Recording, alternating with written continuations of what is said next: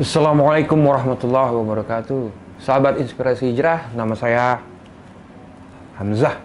Tapi orang mengenal dengan menyebut nama saya dengan Bejah. Saya mantan vokalis dari salah satu band di Indonesia.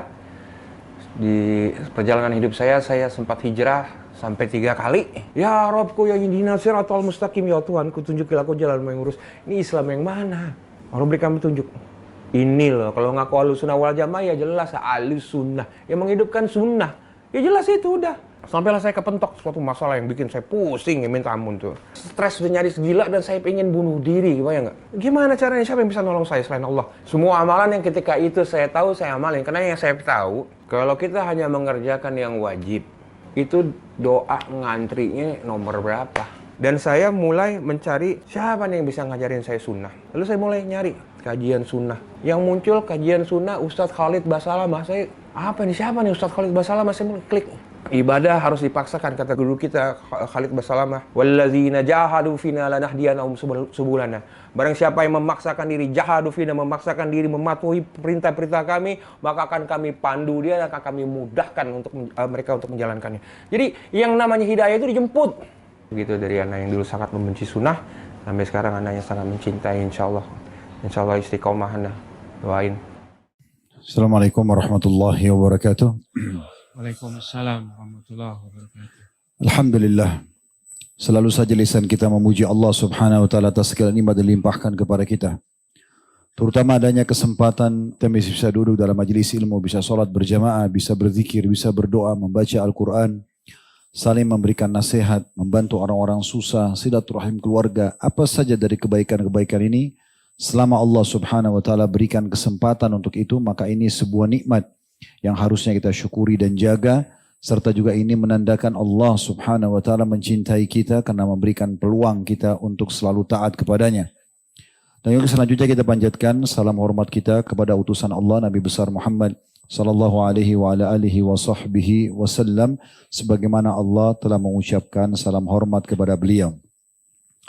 Sebelum kita mulai sesi kita, insya Allah saya mengajak teman-teman sekalian untuk selalu peduli dengan saudara-saudara kita yang sedang berada di Gaza, di Palestina, yang sedang tertindas di sana. Kita selalu doakan agar Allah Subhanahu wa taala berikan kepada mereka kemenangan, Allah berikan kepada mereka keselamatan, dihilangkan dari segala mara bahaya, kelaparan, ketakutan, dan Allah berikan kemerdekaan yang sempurna. Semoga Allah Subhanahu wa taala juga memuliakan Masjid Aqsa, dan dimanapun muslimin yang sedang tertindas, semoga Allah Subhanahu wa taala menolong mereka, dan Allah juga menurunkan keadilan agar merata di tengah-tengah kaum muslimin dan juga kepada non-muslim yang berada di sana tentunya. Baik teman-teman sekalian, kesempatan ini seperti biasa di pekan ketiga kita akan ada sesi khusus inspirasi hijrah. Dan sebelum kita masuk membahas masalah ini, saya ingin berbagi dulu sebagai pembukaan. Bahasan kita di Rabu malam ini alhamdulillah sudah berjalan sekian tahun, semua membahas tentang masalah dosa besar. Dan akan terus kami ingatkan, tidak akan pernah berhenti untuk mengingatkan ini, dosa itu racun, dosa itu mematikan. Pelanggaran atau dosa ini hanya akan mendatangkan kegelisahan, kegundahan. Tidak ada ketentraman jiwa bagi pelaku maksiat, walaupun rumahnya luas, walaupun kendaraannya mewah, walaupun hartanya melimpah.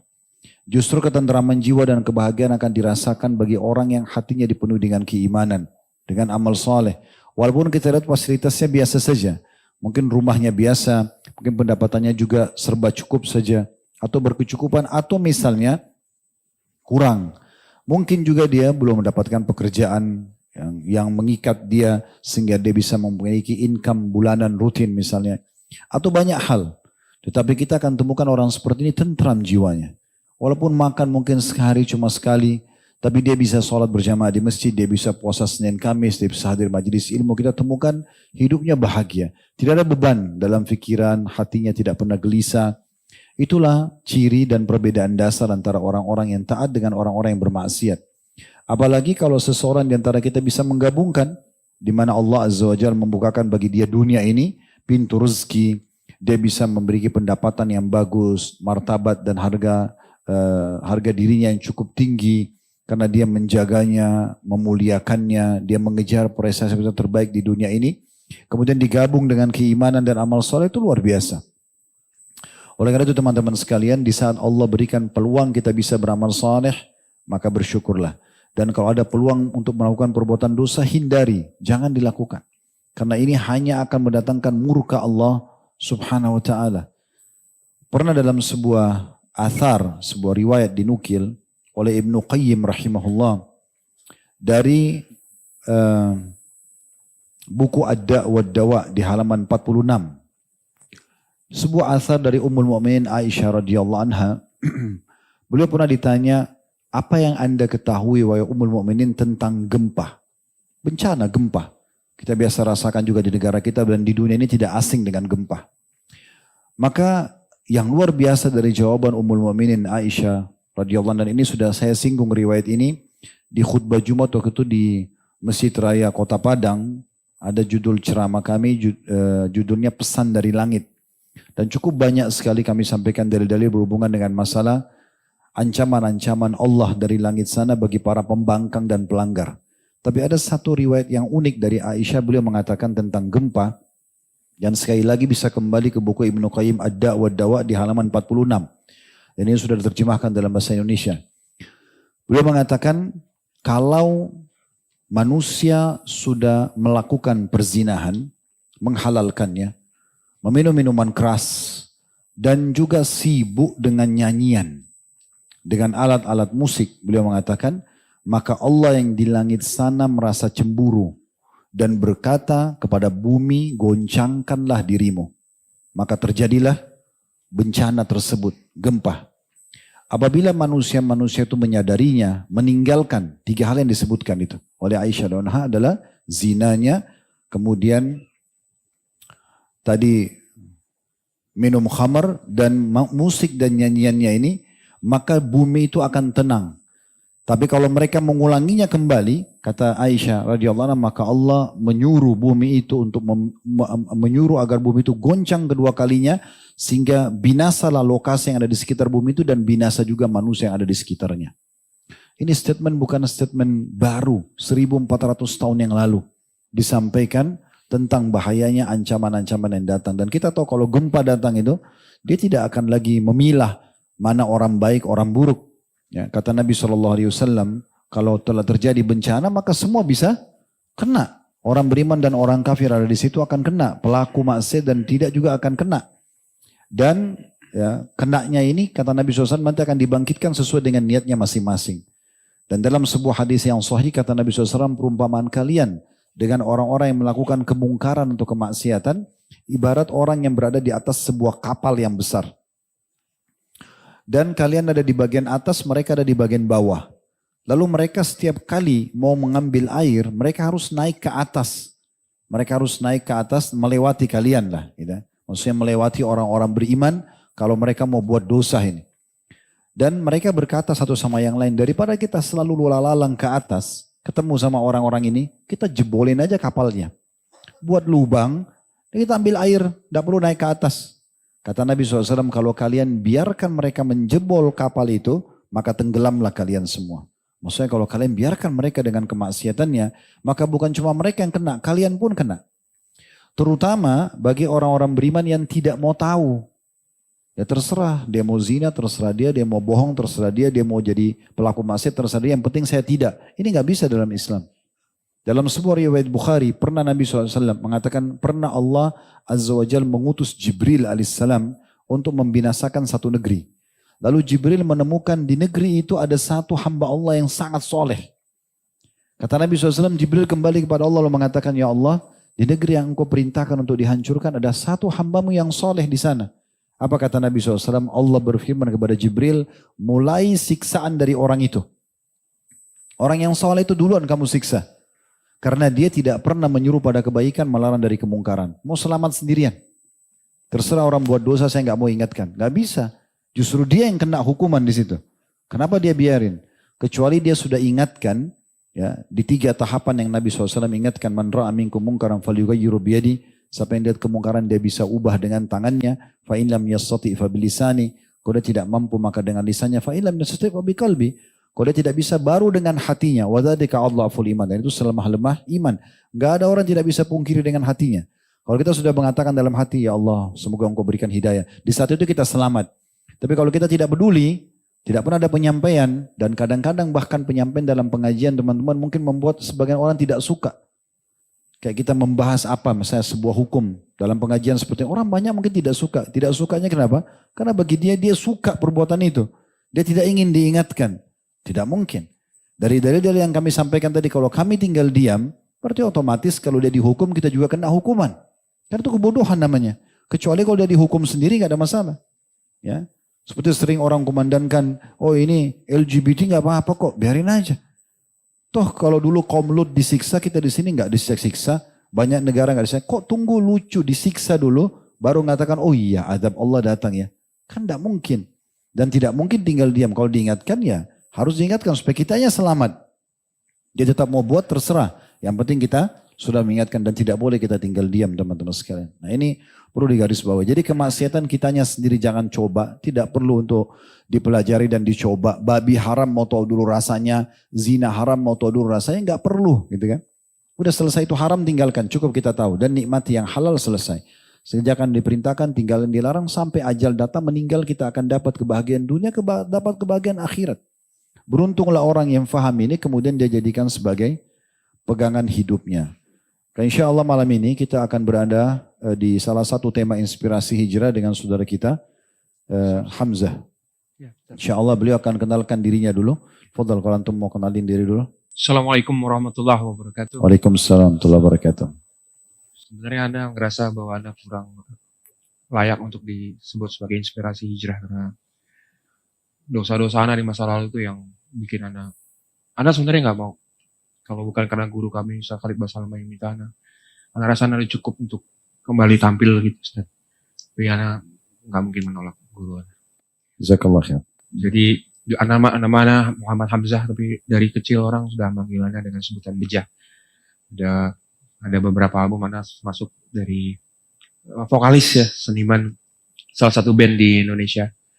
Dan alhamdulillah 2 atau mungkin 3 dari personilnya sudah hijrah ke manhaj salaf, alhamdulillah. Mungkin salah satunya ada hadir di sini, Akhi Adit, pemain keyboard kami, dan saudara kami, dia drummer dari additional dari The Five juga dulu, udah hijrah juga. Drumnya udah dihancurin sama dia, Masya Allah. Dan asbabnya kami hijrah ialah dari Ustaz Khalid, lihat kajian beliau. Mungkin begini ya Hamzah, setelah antum kenalkan nama antum tadi, teman-teman pengen tahu nih, profesi antum dulunya apa ya? Musisi ya? Musisi. Oke. Mungkin bisa teman-teman tahu, apa yang memotivasi antum di saat itu ingin menjadi musisi? Itu Ana senang emang dari kecil tuh, mungkin karena melihat teman-teman atau di rumah itu suka muter-muter lagu gitu, dan Ana ngelihat ya figur-figur orang-orang kafir itu ya, John Lennon lah siapa ya yang, atau ya anak dari kecil itu, dari yang Anda ingin tuh pengen jadi rockstar aja. Udah itu aja dari kecil. Anda pengen jadi performa, Anda pengen jadi. Berarti karena pengaruh dari orang sekitar yang memang terbiasa mendengar itu sehingga antum termotivasi untuk jadi itu. Ya, dan di lingkungan sekolah Anda dulu ada beberapa yang penyanyi juga, saat kakak kelas Anda ada beberapa orang gitu ya. Jadi anak pengen gitu. Gitu.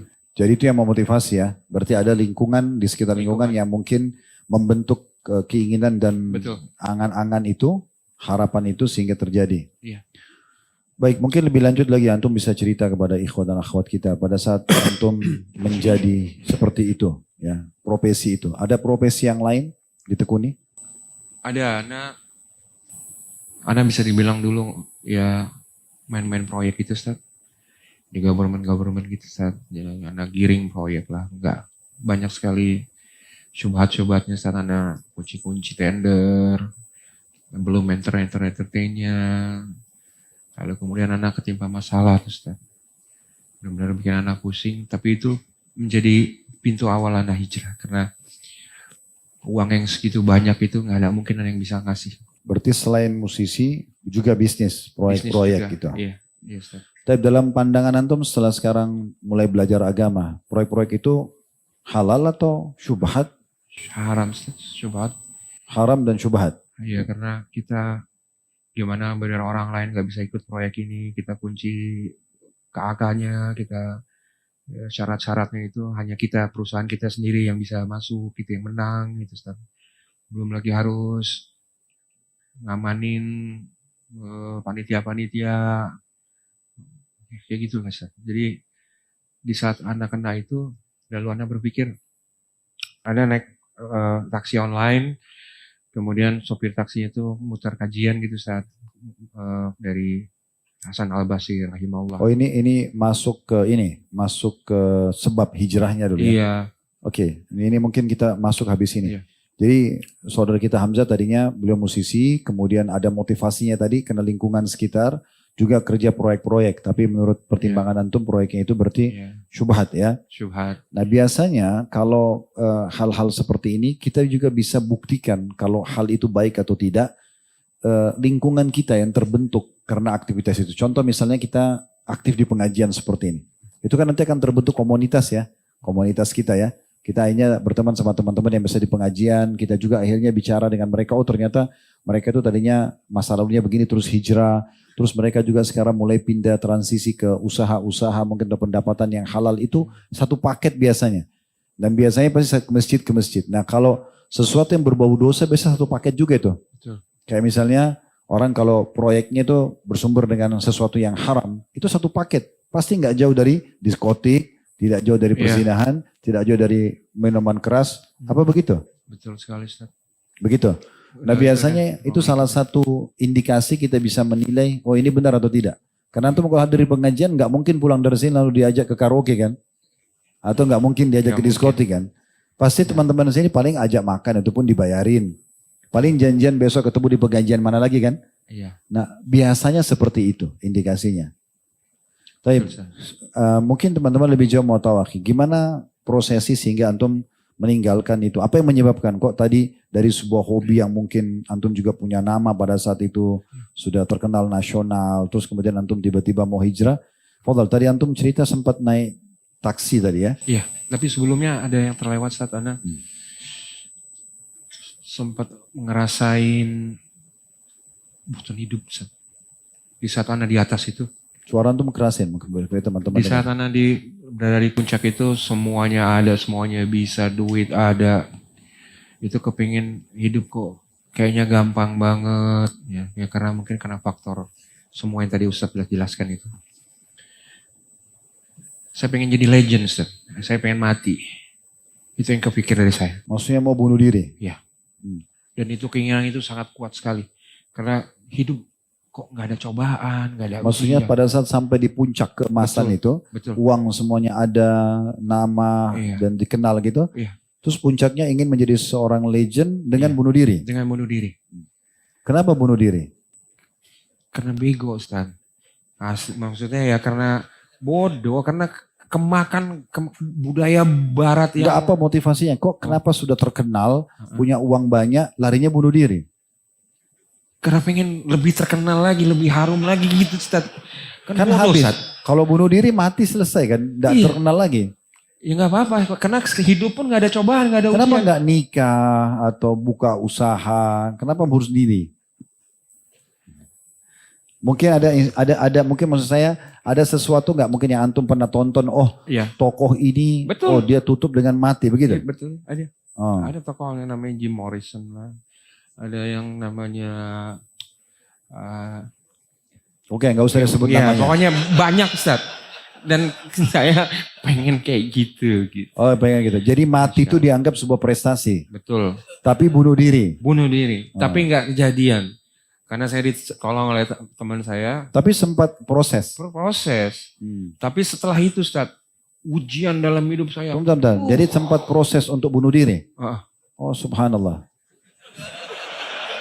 Pakai apa mau bunuh dirinya ini? Pakai apa mau bunuh diri? Banyak Ustaz. Berarti ada beberapa kali upaya untuk itu? Iya. Oh. Subhanallah ya. Jadi saya tadi baru bilang itu satu paket ya. Iya. Jadi dia kayak satu paket panggil. Puncaknya setan bisikin suruh bunuh diri. Dianggap itu prestasi. Betul. La haula wala quwata illa billah. Baik. Terus habis itu Habis itu sempat mau bunuh diri nggak jadi? jadi tapi nggak jadi matinya doang, Ustaz. Gimana itu jadi tapi nggak jadi matinya? Iya, jadi saya nggak kebangun selama 2 hari. Teman saya dobrak kamar saya tuh. Ya begitulah Ustaz kurang lebih. Nah tapi setelah saya sadar dari... Antum kurang lebih apa? Belum jelasin. Maksudnya jadi nggak jadi mati itu Ustaz. Oh nggak jadi mati. Itu ujian demi ujian itu luar biasa. Jadi antum Ustaz. cuma bilang sama ikhwan, saya mau mati tapi nggak jadi selesai. Apanya ini? Oke lah, jadi artinya pada saat itu puncak-puncaknya uang lagi ada, prestasi ada semuanya, sepertinya nggak ada ujian gitu. Nggak Terus ada. ingin sebuah tantangan. Betul. Nah tantangannya bunuh diri. Iya. Oh gitu. Subhanallah. Kita kalau di sini maunya mati syahid ya. Jangan bunuh diri. Baik, kemudian setelah itu awal bagaimana merasakan kok ini perbuatan salah? Bagaimana awal munculnya perasaan ini salah? Terus kemudian kok sekarang maunya larinya kembalinya ke agama nih, meninggalkan pekerjaan. Iya. Jadi yang saya rasakan setelah saya peristiwa yang tadi itu Ustaz, itu Tadi dulu ke ujian. taksi itu kenapa tadi? Oh ya. Naik di taksi kemudian? Itu udah setelah tahun 2016 itu Ustaz. Yang tadi saya sebelumnya itu sekitar tahun 2000-an itu, 2005, 2006 itu. Yang tadi saya bilang saya mau bunuh diri. 2004. Antum makin kecil suaranya nih. Antum masih hidup, jangan hilangin suara. Oke. Takut feedback aja sih, itu kan feedback. Enggak insya Allah. Yang penting jangan kayak waktu rock dulu, ini pengajian. Terus ya jadi waktu naik taksi itu lagi muter kajian dari Yang putar kajian supirnya, supirnya. bukan Itu- antum yang minta ya. Bukan. Oh, terus? Jadi Ana waktu itu lagi stres-stresnya tuh San. Terus dia mau matiin karena Ana masuk, nggak usah Ana mau dengar. Nah di situ sedang kajian salah satu ustadz kita, dia mau membahas mengenai Hasan al-Basri rahimahullah. Perkataan Hasan Basri. Betul, yang ada orang datang bertanya, kan Hasan, terus beliau rahimahullah bilang pulanglah kau, bertobatlah kepada Allah. Lalu Ini si penceramanya iya, membawa perkataan Hasan Basri. betul. Oke. Ada sampai beberapa kali, sampai akhirnya murid-muridnya dan istrinya bertanya, ya Imam, kenapa dari kemarin jawabanmu hanya bertaubat, pulang dan bertaubat? Kemudian Hasan al-Basri bilang, karena dosamu menjadi penghalang doamu. Di situ saya kayak ditampar, saat kerja saya udah parah gitu kan. Tapi saya berharap Allah tolong, itu kan mustahil. Jadi saya waktu itu sudah bernazar, kalau seandainya memang Allah selesaikan masalah ini, saya akan hijrah total. Saya akan tinggalin semua, saya akan berhenti ini, saya akan berhenti, saya akan total, saya akan Berarti ibadah. spontanitas waktu itu mau hijrah karena dengerin potongan ceramah yang diputih oleh super taksi perkataan tentang Hasan Basri. Betul, Bahwasanya dosa itu jadi penghalang kedekatan kepada Allah gitu. betul. Terus setelah itu apa yang antum lakukan? Langkah apa? Saya waktu itu, Ana waktu itu berpikir ada 1 miliar umat Islam di Indonesia yang berteriak.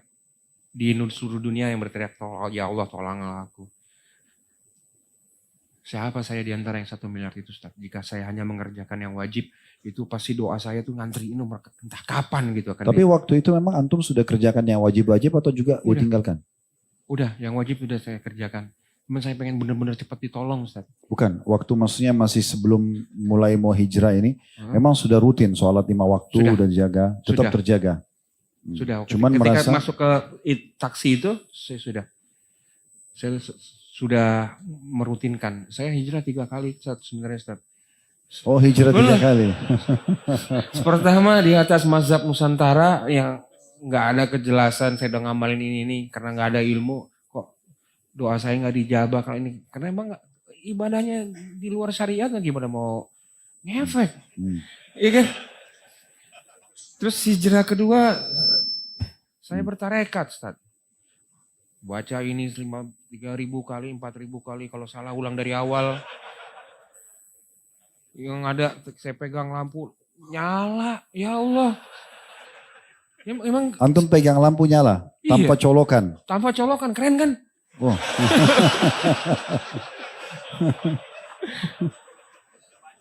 Jadi kami itu yang benar-benar tersesat itu dulu menganggap.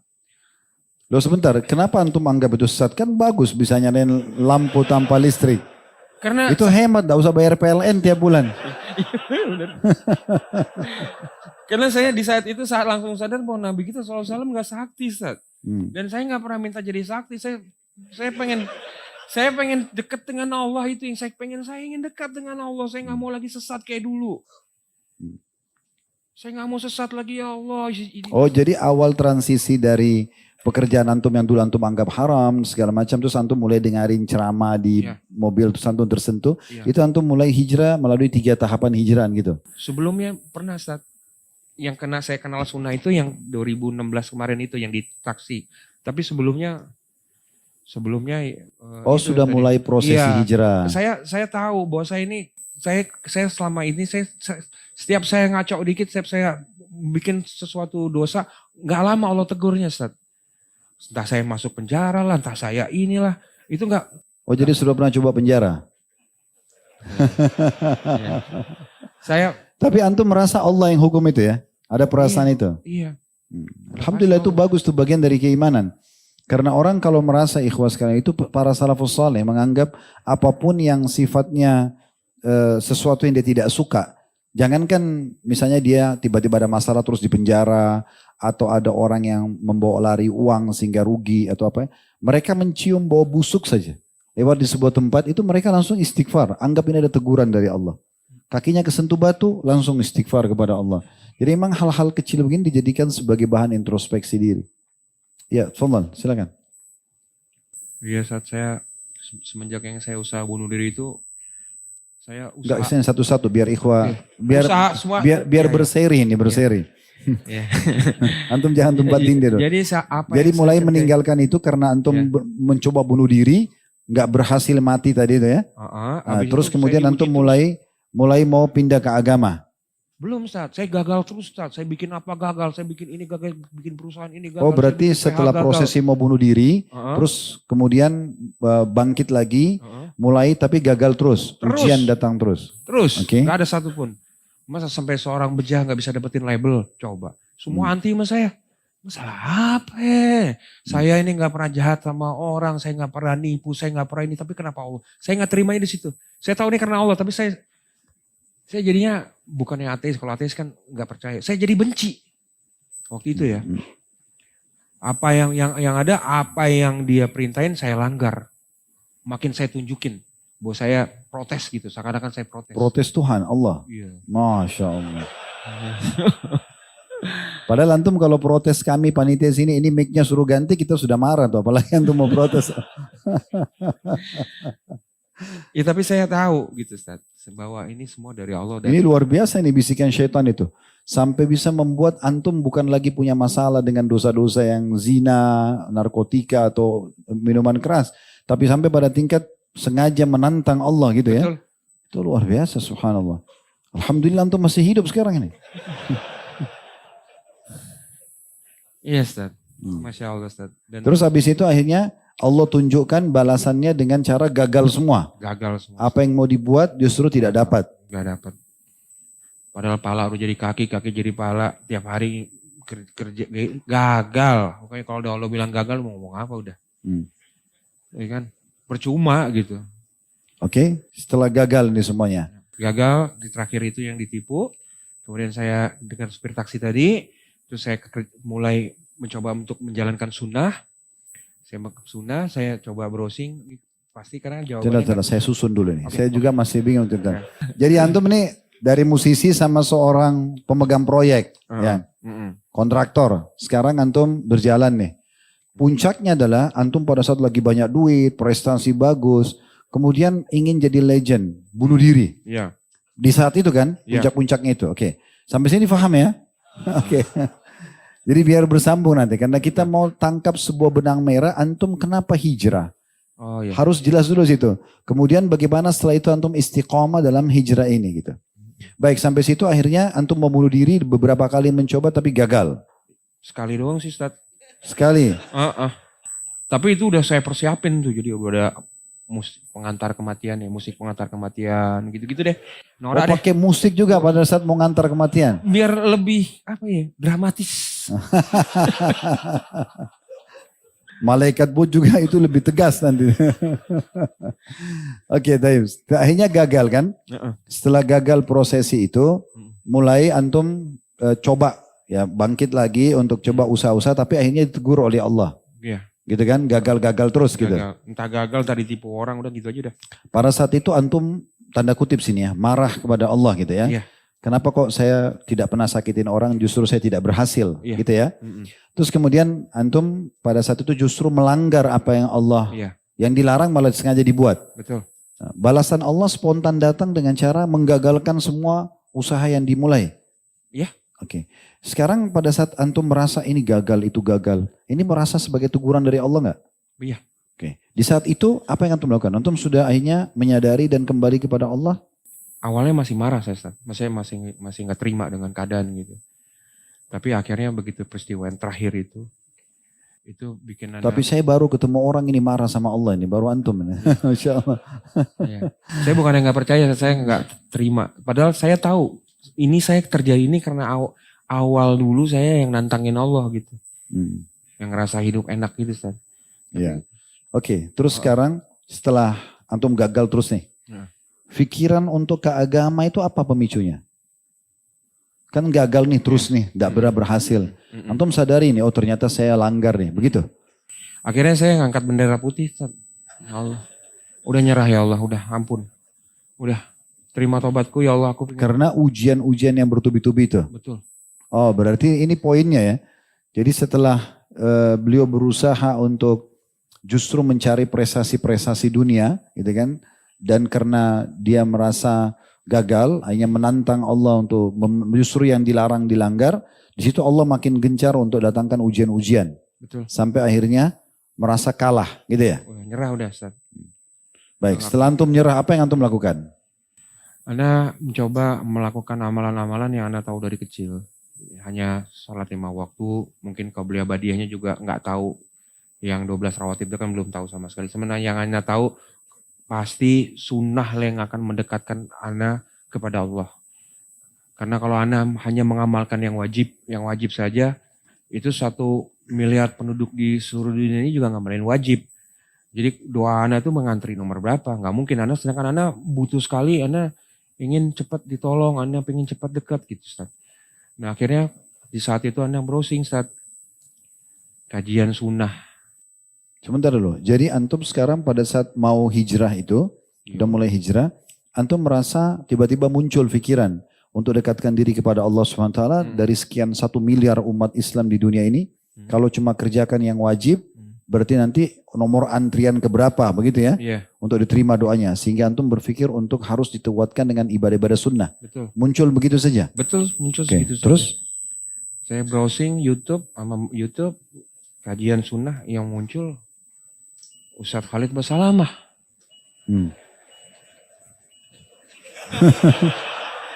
Durasi 2 menit, ibadah harus dipaksakan.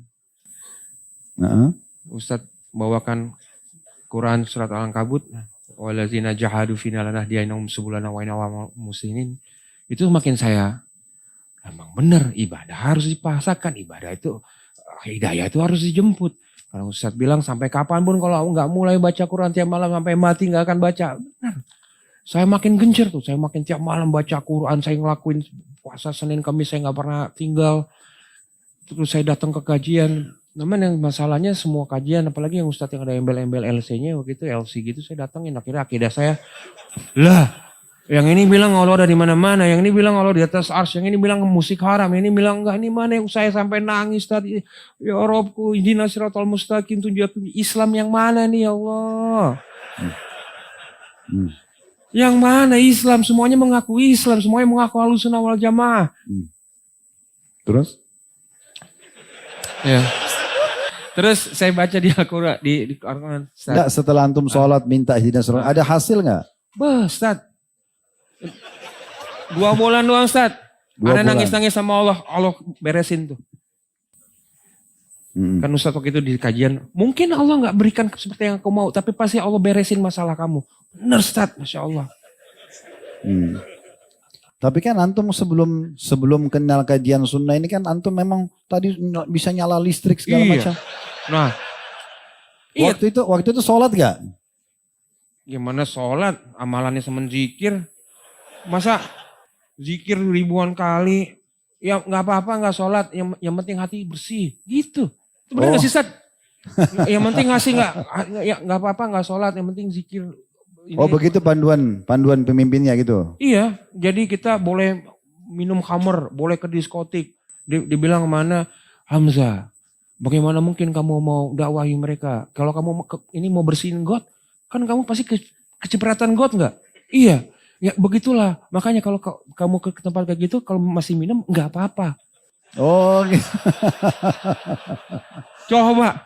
Jadi untuk dakwahi orang yang di diskotik harus masuk di situ juga? Iya. Minum sama-sama? Iya. Kalau mati sama-sama neraka dong? Ngajarin sholat enggak, ngajarin wudhu enggak. Jadi ini poin bahaya benar ini ya, hati-hati. Jadi kadang-kadang subhanallah ada juga orang mau mengajarkan agama tapi metode yang penyampaian itu keliru gitu ya. Bagaimana bisa orang mengatakan tidak apa-apa berbaur dalam kemasan itu untuk mendakwahi mereka. Makanya Nabi SAW waktu di Mekah diajak negosiasi oleh orang-orang Quraisy kan. Begini aja Muhammad, Mekah kita bagi dua. Sehari buat kamu, sehari buat kami. Sehari ikuti ritual kami, sehari kamu ikutin ritual kami. Sehari kamu ikuti ritual kami, sehari kami ikutin agama kamu. Sampai Allah turunkan lakum dinukum waliyadin. Surah Al-Kafirun. Gak bisa, kalian punya agama, kami agama. La abudu ma ta'budun, wa la antum a'buduna ma'abud, lakum dinukum waliyadin. Tidak usah kalian sembah apa yang saya sembah, tidak usah ikuti ritual saya dan tidak usah kami juga ikuti ritual kalian dan kalian punya agama, kami punya agama. Jadi emang nggak bisa.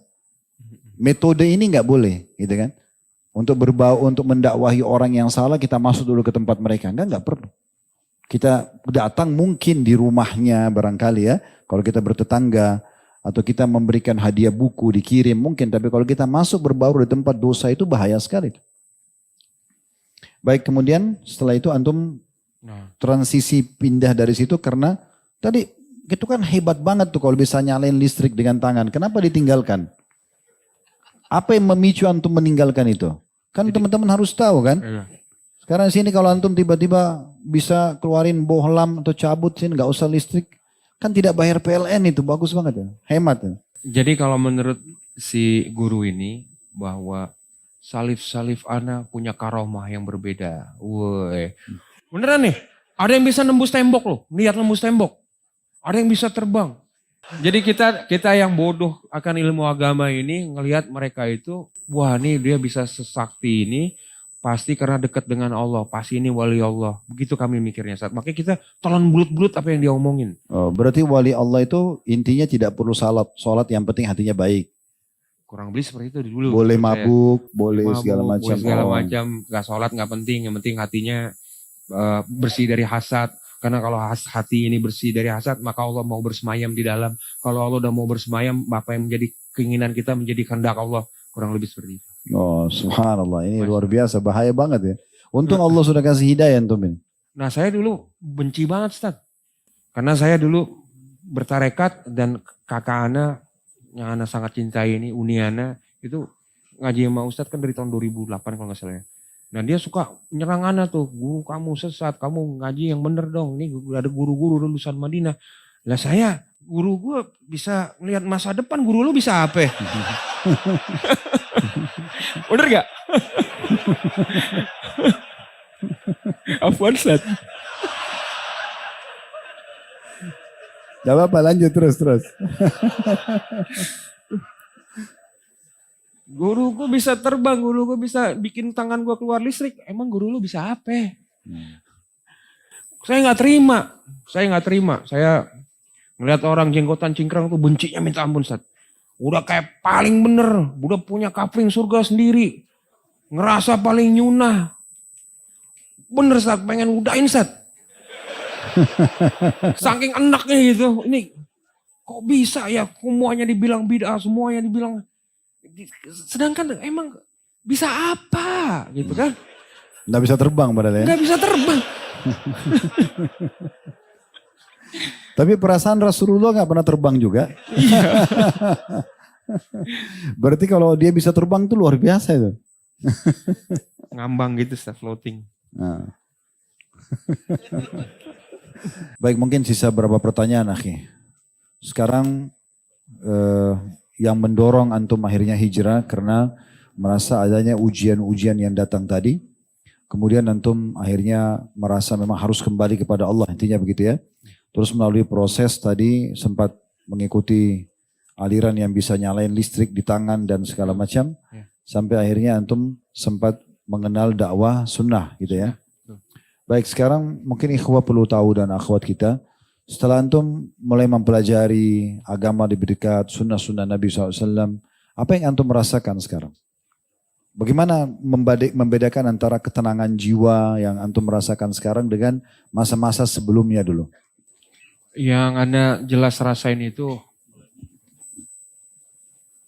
haus akan ilmu, haus akan ibadah, ingin selalu dekat dengan Allah.